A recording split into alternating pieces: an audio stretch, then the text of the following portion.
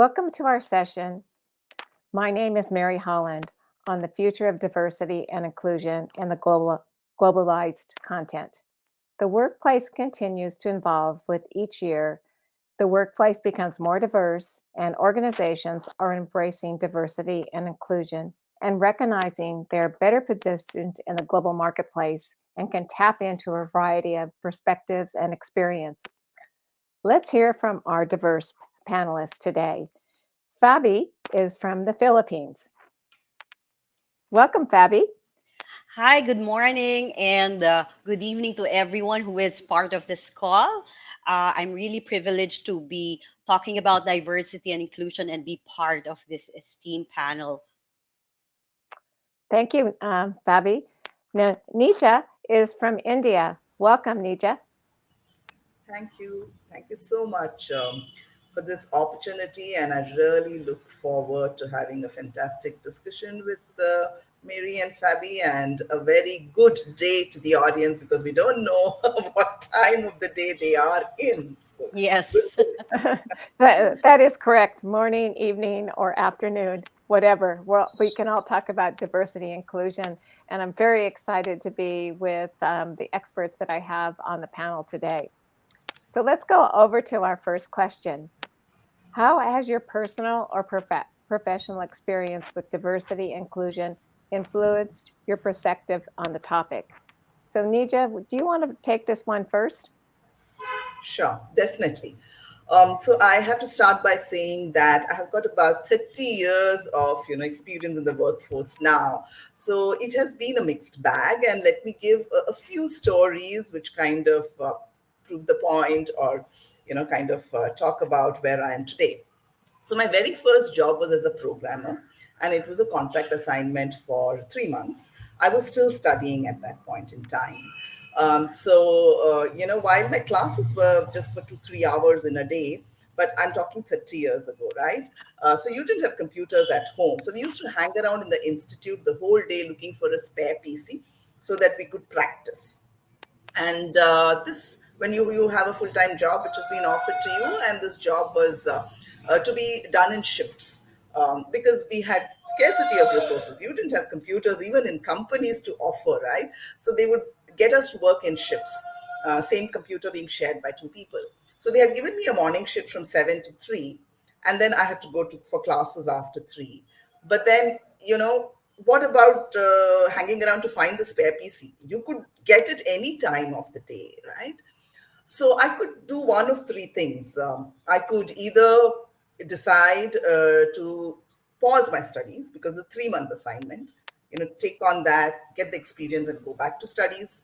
Or the second option was that I choose not to take the job, focus on studies. Or the third is I do both, which means that I don't get as many hours to practice in the institute, so I may not perform too well. And that stress may not allow me to perform well in the organization. So I chose a fourth one. I decided to speak. And I went to the senior management. I said, I have this challenge. What can be done?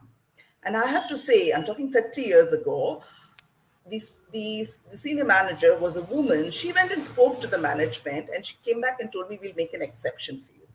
We'll give you a dedicated computer.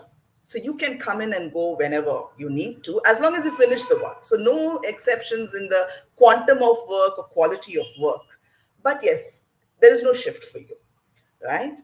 And it really helped me. I did a great job at the institute. I did a good job at the company. I didn't think too much of it then, but today when I reflect back on it, I realize this is what is equity. We talk about equity beyond equality. I think this is how they made an exception for me, so that I, as a student who needed this additional resource, was made available. Now, let me fast forward to 5 years later, when I was told by my manager that he thinks I'm ready for a promotion for a leadership role, and he had put that through to the committee that was going to decide. And he came back to me after that committee discussed, and he said, "You know what they told? That you are married to a businessman who's making good money.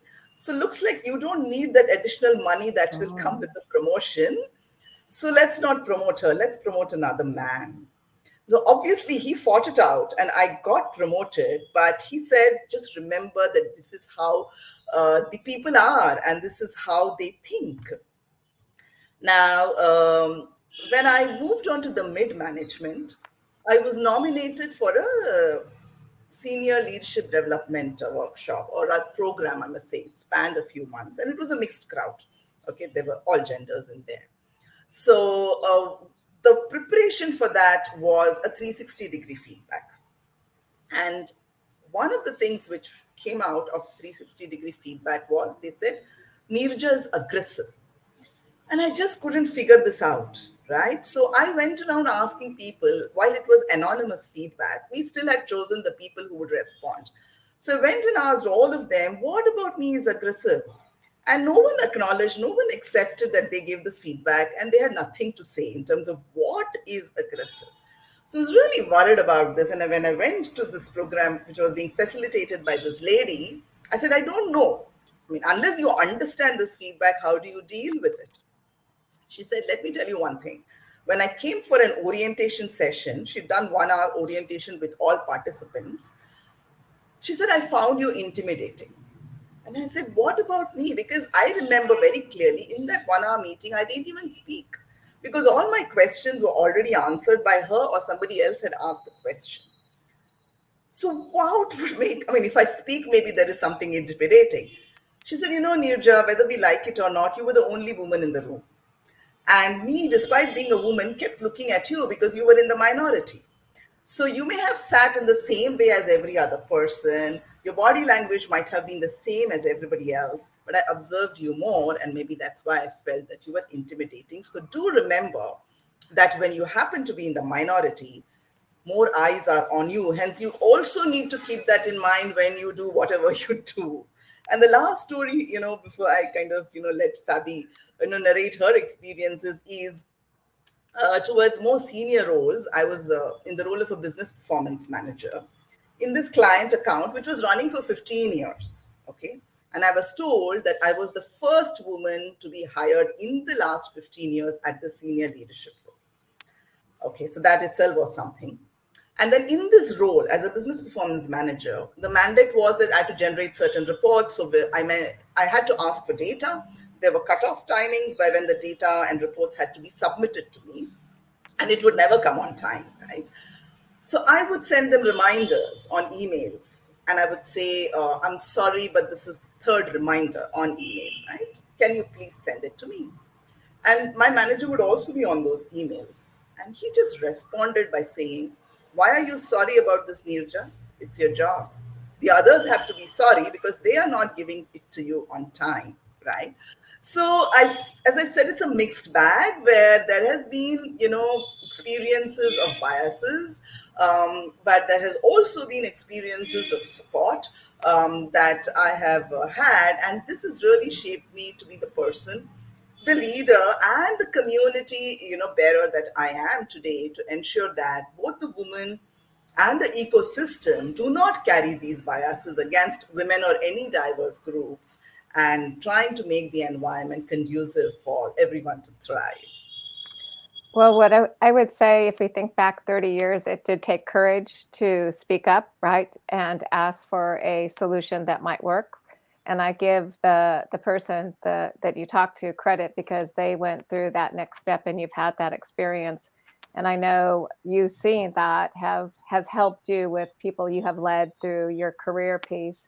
And yes, it's been many pieces as a female, but also we have other dynamics in the country and the culture we're working for, and the recognition that the roles that people have, sometimes it's biased just because you're a woman, as you shared, you don't need to have a salary increase because your husband already has a job.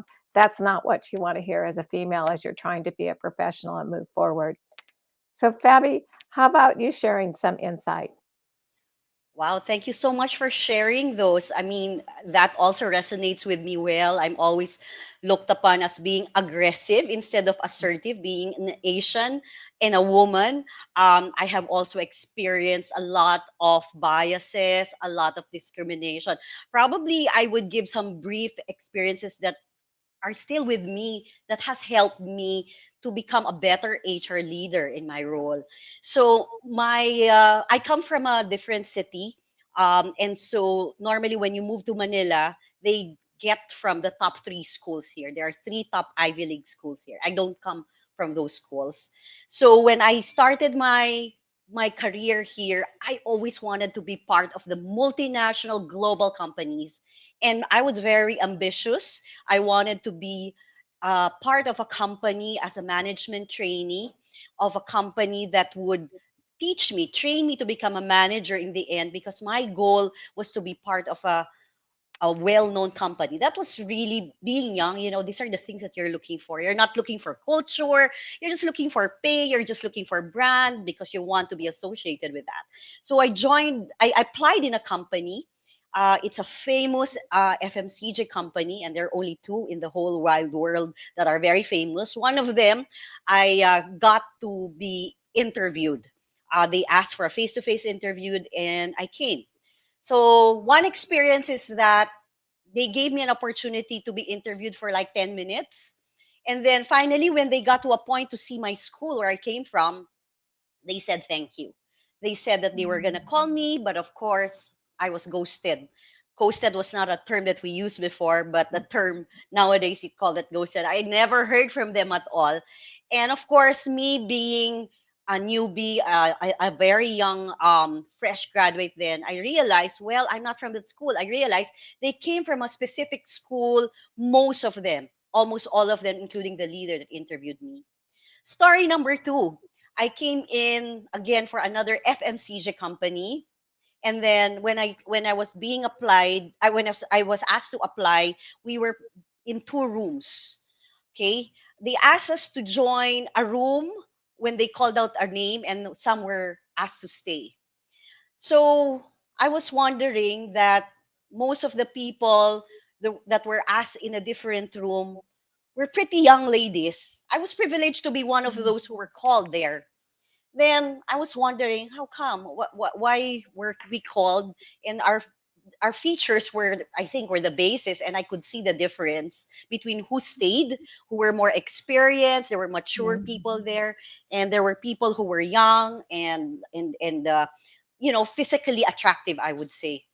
Although I appreciate being part of that. I asked the person beside me, "What are you applying for in this role?" And then she said, "Oh, I'm applying for a beauty agent in this company." And I go, "Okay, what about you?" "Oh, I'm applying for a management trainee." And no one was talking. So, everybody in that room were beauty consultant applicants. And so the management trainee applicants were on a different room. So Oh. I asked the recruiter, and I said, "Excuse me, why are we in this room? Are we all heterogeneous, or simply because I asked this person beside me what is she applying for, and I didn't apply for that role? Sure, I'm elated to be part of this, but I did not apply for this." And they said, "Oh, didn't we tell you that if you don't pass to be a management trainee based on your resume, we will consider you for the other role, and maybe you would want it." But I said, I didn't get any feedback that you were gonna do that to us. I didn't have any consent that would apply. So I simply walked out. All right. So, you would see already the bias when it comes to school, when it comes to looks. And especially for ladies, they always look at you as being objectified. So you be part of a cosmetic role. I have nothing against that, but that for me was very personal, right?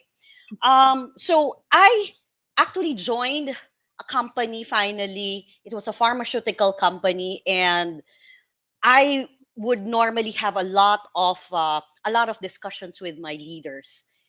And when I start speaking out of what could be improved, I remember one leader telling me that you don't know anything about this business, or you're still young, Fabi. So I wouldn't be accepting any feedback from you because you're very young, you're just 20 years old, and I know better than you. And this was a man talking about that.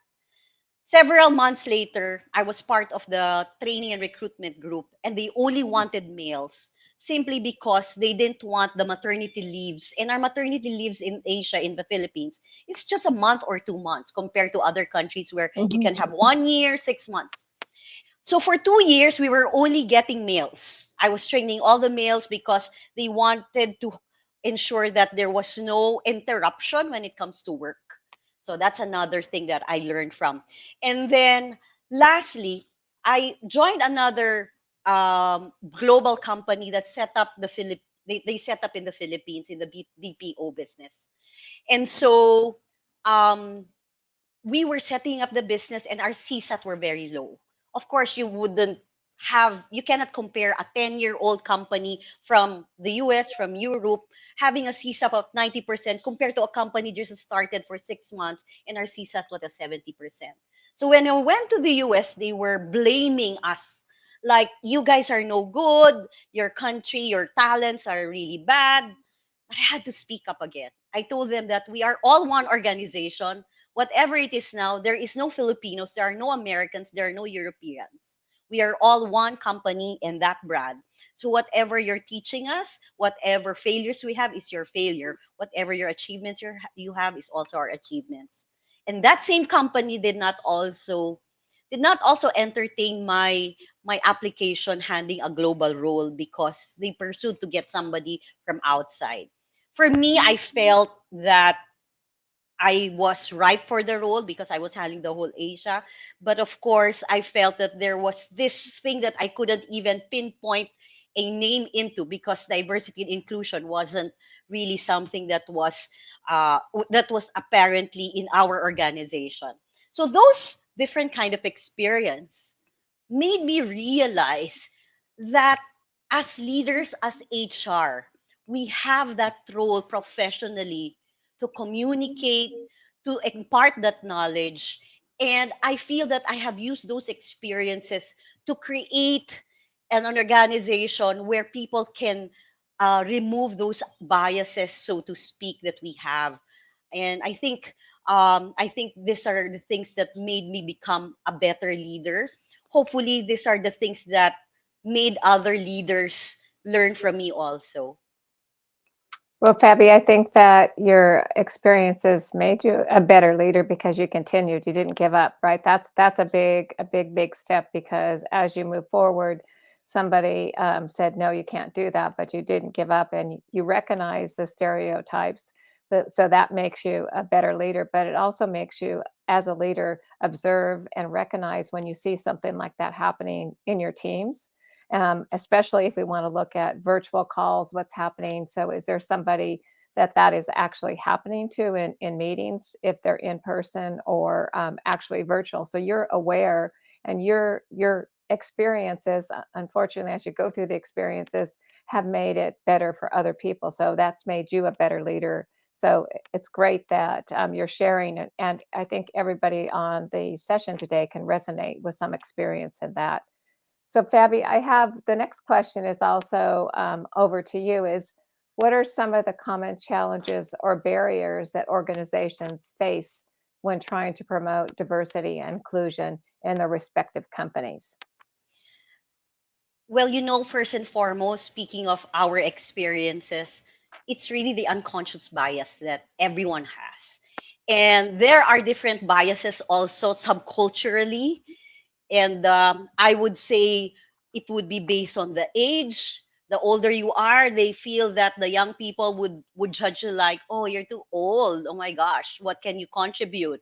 Or you're too young. What can you contribute? So you don't know where to be part of anymore if there's those kinds of bias. Or there could be races, and believe it or not, in Asia Pacific alone, there is also biases within Asians ourselves. I was being interviewed in one podcast one time, and I realized that if there were like five people of different races in Southeast Asia, I would be the last to be interviewed according to him, based on the studies that he has mentioned. Okay, and that made me, I took it as a feedback, but I made it more of an initiative for me because for me, it's really all about it's really about your talent, it's your ability, it's your character when it comes to being considered for a role. Another thing that I would see would be leadership. That would be another one, because leaders tend to be either traditional, PLOC, planning, leading, organizing, controlling. They're just stuck with that old kind of thinking. And that KPI has always been the KPI ever since as I could remember. Their ability to lead, their ability to bring results. But now I think we need to have that consciousness, that awareness that diversity and inclusion should be included as part of the KPI, and not just bringing about results, cash, sales, money. It's not just about that. Another thing that I would say, that when you have a diversity and inclusion program, there will be a lot of oppositions, people who don't believe in it, people who are not going to be cooperative with it, people who think that it's just gonna fail. So it's very hard to find that kind of hard to find that kind of individuals who would really support you in that manner, I would say, because of the lack of communication about it or knowledge about it. One thing I also would like to add would be the values and the commitment of people. They become different. We come in different ways of mindset. And so these are the challenges that I see uh, when it comes to diversity and inclusion programs in the organization. Well, that brings us over to you, Neeraja. On our next question is how leaders can influence and communicate the importance of diversity and inclusion in their organization. Sure. So I already from my earlier examples, I told you how the first lady manager actually supported equity over equality. So that's definitely one way. Walking the talk and supporting the women, so very important. Like the last manager who said, "Why do you have to be sorry, Neeraja?" Right? So I think there are three things that leaders need to do. One is when you start hiring, have a mandate for a 50-50. If you're, let's just talk women and men now. I mean, there are so many other aspects to diversity, but if we speak about women and men, can we have a mandate on 50-50 of resumes flowing in? Which means that the recruiter and the hiring manager has to really look hard to get 50% of women resumes in for whatever role. What happens is you may get the resumes of males very easily, and then you don't get that many women's resumes. You may start off skewed by 80-20, 20% of women. So when the starting is that skewed, you can imagine what happens through the rest of the process and how many women actually join. So you have to make it a mandate, look hard, and you will find those resumes. And if you don't find, then it is important for the leader to decide that they need to do something to build that pipeline of women, which means that maybe go to institutions and say, this is a great opportunity, these are good roles, maybe build in courses, or in communities, try to talk about this importance of being a woman in this X kind of a role. For example, in the organization that I consult with, which is Aspire for Her, we have partners from AWS, Amazon Web Services, Google, etc., who are bringing in courses and making it available to our community of women because they want to see more women in tech. Okay, so that's one thing. The second is you've hired, now is the retention issue, right? So, how do you retain women? So, while it is important for the women to be part of all kinds of development programs, which will have all genders, but you also need to have some exclusive programs for women because, there are certain traits we have, like the imposter syndrome, the Yeah. perfectionist attitude that I need to be 110% before I put up my hand or, think that I am ready. These are certain things that the women will have to be informed of and help change their mindset. And lastly, I think it is very important to have ERGs, employee resource groups on ground to ensure that every voice of the diverse group is heard and some feedback is taken and things are done in the organization. Having diversity champions who become allies to these diverse individuals also helps. So, bottom line, diversity and inclusion cannot be a policy statement made by the leader and left at it. It has to be seen in action. Yeah, you gave some great examples, especially having a leadership team or a mentor team to help the team members to be able to understand what it is and how to work through the organization with that. And that those are things that we need to take a look at. So our next question, I'm going to address it again to you, and then we'll go to Fabi. Is how do you think companies can measure and evaluate the programs they have taken so that they can make sure they can measure success for diversity and inclusion?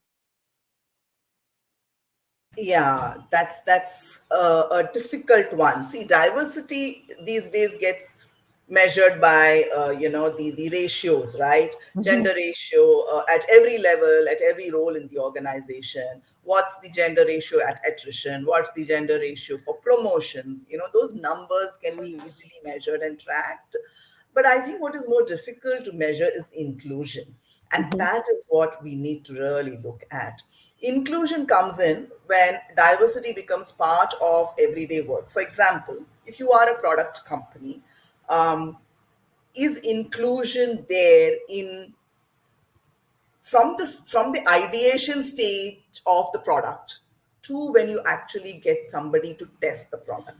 Have you got diverse sets of people who are ideating as well as testing the product to ensure that the features which are there in the product are usable by everyone, man, woman, whoever else, right? So that is inclusion. If you are a client and looking for vendors, are you going to really ask the vendors whether they have a diversity policy so that the services that they are bringing in are also inclusive? Correct. So I think inclusion is the key, and we as an individual need to start really looking for inclusion in an everyday affair. For example, if I'm going to be inviting someone for a party, am I really going to ask the hotel where I'm going to host this whether they have say a ramp available for someone who may be a person with disability to be able to easily access the floor? I don't think we think about it, right? I'll just go find the best place in town and invite people, not knowing who may have a need for that. So Right. this is where we need to train ourselves on inclusion, and the metrics is hard there, but that's what is more important than the numbers. The number game can be achieved easily, more easily, I must say.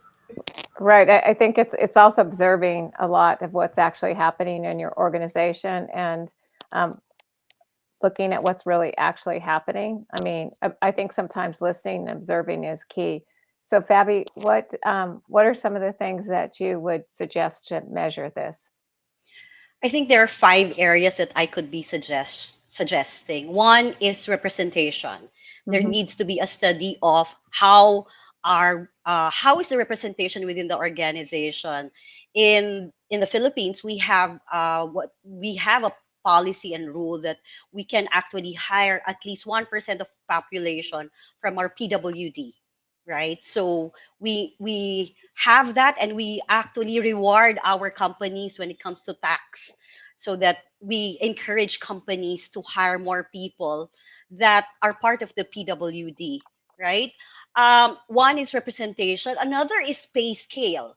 There needs to be Hmm. equal pay scale. We need to be reviewing that with payroll and with our benefits managers, because you know for a fact that we have a lot of studies to prove that men are paid more than women. Hmm. And I think that I have seen that also in the organizations I've been part of. When it comes to their promotions, they're more promoted well. So I think we need to measure how many, there's representation of women leaders also that needs to be promoted, and there should be equal pay regardless of their gender. Another thing is advancement. People should be given an opportunity to be uh, promoted, to have those kind of trainings, and not only for specific gender, for specific age, specific generation, but everybody has that way that more people are being advanced, and there's a capacity every year that people are promoted from within the organization. um, and I would also say that it's so important that when we recruit people, we do not discriminate, regardless of school, age, gender, color, age, and race. I think these are so important that me myself has gone through, and these are metrics that can be done in numbers. We can have we can research about it, and there's no one size fits all. Mhm. I would say it is one company have different cultures. Some are more strict, some are more traditional, and so I would say there needs to be a baseline review for this number so that you know what would be the ideal is. So there should be a gap analysis so you could have purposeful initiatives in between to ensure that you are able to improve diversity, inclusion, and belongingness. And the only way to do that is measurement, because if you cannot measure something, you cannot change it at all. Mhm. Second thing is that you need to communicate it. You need to over communicate it and understand it, and not just lip service, and not just make your company be part of the great places to work, but the experience is not really there. There needs to be constant check in where people can actually voice out and speak up. And there should be psychological safety within the organization that whatever you say won't be taken against you. Mhm. Lastly, I would say leadership is a key here. Leaders needs to actually activate and make a commitment to put this in their KPI and make this a commitment to include everyone in their organization and be the one to drive the culture within the organization, not only the human resources team. So I know for many companies, there's a diversity and inclusion head or leader or chief of happiness, they call it for that matter. But I think that each leader should be a diversity and inclusion leader, and each leader should be a HR leader, and they should just so not depend on the department alone. Well, thank you, Fabi. I totally agree. And you gave us definitely, you have to measure, and measuring it drives results. So, our last question in closing, we could, with the two of you, I think we could spend hours on this topic, and because we have limited time, we'll think about that. But what are your, Neva? What are your closing thoughts on diversity and inclusion? So, I want to quote from the World Economic Forum Global Gender Gap Report of 2022. It says the gender parity is not recovering. It will take another 132 years to close the global gender gap. Let's talk only gender at the moment, right? As crises are compounding, women's workforce outcomes are suffering, and the risk of global gender parity backsliding further intensifies. Now, this is 2022. Let me also quote 2021, a year ago, where it says, another generation of women will have to wait for gender parity. As the impact of COVID-19 pandemic continues to be felt, closing the global gender gap has increased by a generation from 99.5 years to 135.6. So between 21 and 22, the 135.6 has become 132, but it still remains in hundreds, right? So a generation. So a lot needs to be done for sure, but every small drop counts, right? Mhm. And I want to give a story of in 2016, I was asked to put out a recommendation to hire women on a career break. And when I did the research out there, I realized that companies didn't want to hire women who have taken a career break, however small or big. And we are doing a lot in India, and I'm sure across the globe, there are platforms and portals available for such women.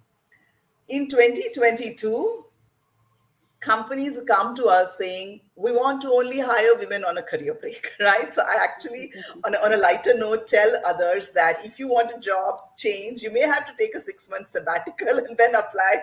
The opportunities are more. So in 6 years, we have seen this change. So it is happening, and so it is important that we keep at it. And conversations like this is where it really is useful. If three of us could, bring in so much of experience and so much of expertise from whatever we have seen, I think if such conversations happen at every level, there's enough and more to learn from and start implementing so that the future is definitely better, and we don't need 100 plus years to, bridge this gap. That's what I would like to say. Well, Right. yeah, in 100 years, I will say that all three of us won't be here, and we can't wait that long. We have to use Right. our leadership and skills. So, Fabi, thank you for bringing the 5 points on how to measure it and bringing your insight into that today. And so I think in closing, as we've heard from experiences, our voices, we're sharing our thoughts and how we view diversity and inclusion and what's happening in our organizations, how it's impacted our career. The gender gap is of really just the pay is relevant today, and what does that look like in the future for 2023 and how we can be better leaders. So really, I think we all three can agree that companies with diversity and inclusion teams are more likely to outperform their counterparts. Just thinking in simple terms, the employees feel their voice is being heard and they're making a contribution. And the global piece, that it then brings us in to be collaborative and have a world of working together across the world, especially as we see we have the Philippines, India, and the US on a call, and you can collaborative and respectfully have conversations, and everyone is included in the solution and as we talked about the product and who's on the team, right? So we can have males, we can have females, we can have people with handicaps, like bringing the entire um, people together so that we were successful. So I want to thank you both, Fabi and Neeraja, today for joining me. And thank you, Niyama, for making this possible with a great discussion, and hope to be able to speak with the group again in the future. Thank you, Mary, and I enjoyed this conversation, Fabi, and thank you, Niyama, for making this possible. Thank you, Niamo, for having us. I hope that we will be able to really bring this forward and have more deeper discussions in the future.